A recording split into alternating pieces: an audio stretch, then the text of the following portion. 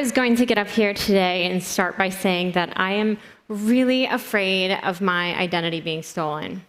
And I know that everything's going on in the world right now has a lot of you guys feeling the same way. So I just want to put your minds at ease and tell you it's going to get better. Some of the things in my talk are going to make you feel like maybe there's more things to worry about, but technology is going to solve a lot of the problems that we're facing right now with our identities. So, like I said, I'm terrified that my identity is going to get stolen. And I'm sick of passwords, really sick of passwords. And I'm sick of being asked to change those passwords every single time a service gets hacked. And I'm sick of having to cut up newly issued credit cards just because some company has lost my data. And for some reason, being offered a year of identity monitoring from Equifax just doesn't make me feel any better. Good, you laughed. And the advice we get when these things happen is change your password again, turn on two-factor authentication. But these are Band-Aids, and I think we're all starting to realize that. But it's also distracting us from how severe of a problem we're actually facing. The internet was built in such a way where computers could be uniquely identified, but humans couldn't. So we came up with these weak stand-ins for our identity that really made it hard for us to protect our identity. And that's eroding the ability for us to trust each other and the systems that we're using and the companies that we interact with. I co-founded a company called Token. But before I tell you why and how my team and I are fighting to restore these lines of trust in this global network, I want to take you on a short journey back through human history to tell you a little bit more about how we got here, and then also why it is so critical that we're able to trust each other. Humans are pretty special. But what makes us unique is the ability to collaborate in groups and share ideas with those people. But this hinges on our ability to trust one another. When the only people we interacted with were the people in our small villages, we could build trust simply by recognizing each other and knowing each other. But as soon as we started collaborating outside those villages, we invented identity systems so that we could enable trust between people that didn't know each other. The very first of these systems was invented thousands of years ago. And jewelry was actually one of the first ways that humans identified themselves. For example, in ancient Rome, they had signet rings. And signet rings were used to identify a human, and also these people used them to sign off on documents. If you fast forward to today, we all have so much stuff just to represent who we are.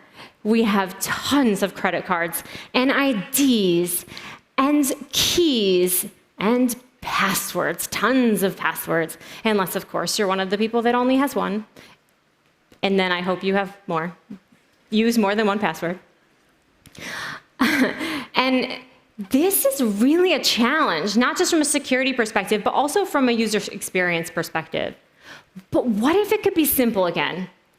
What if you could have one way to prove your identity to every system and to the whole world?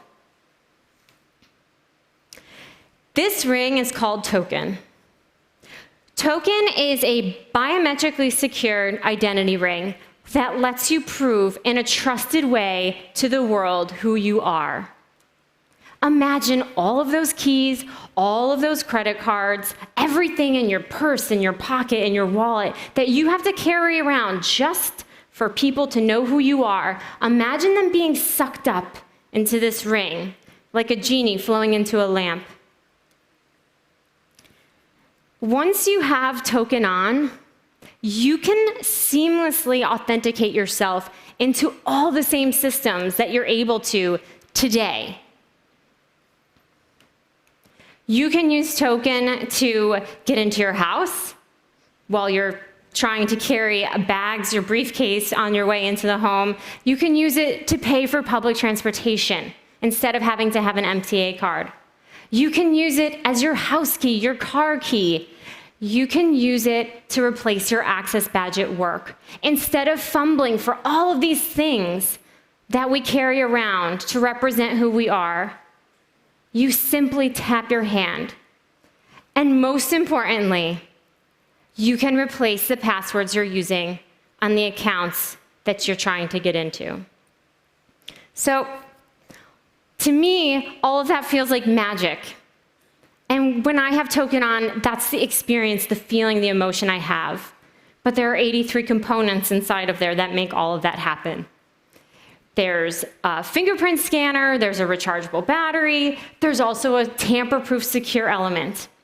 All of those identity artifacts we talked about, that's where they live, and only with you.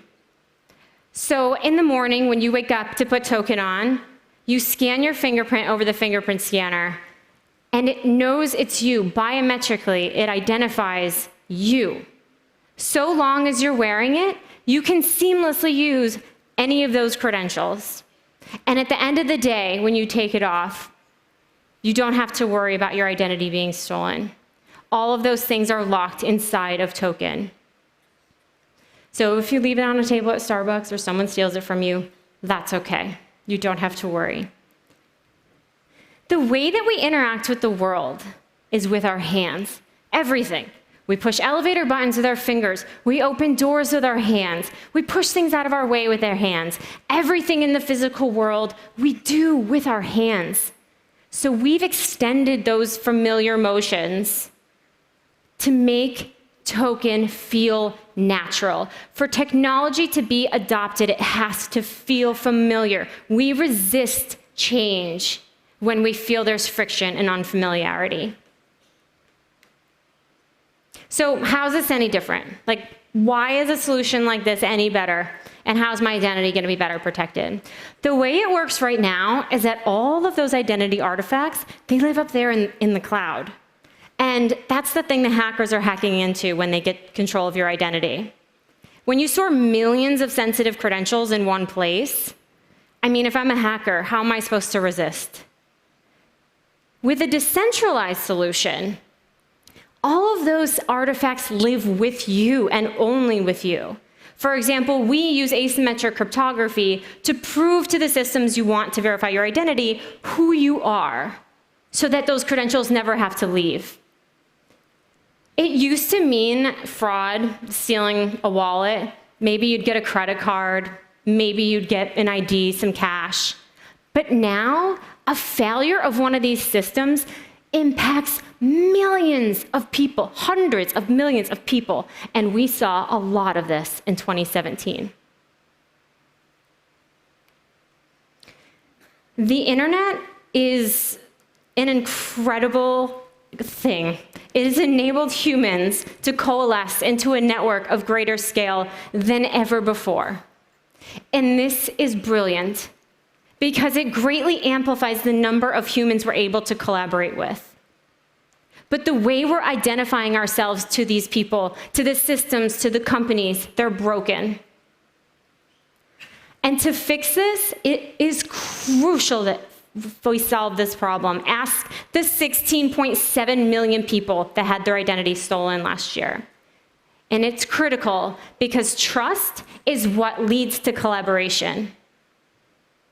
Our ancestors who grew up in villages and never left those small villages could never have imagined a network that connected billions of people.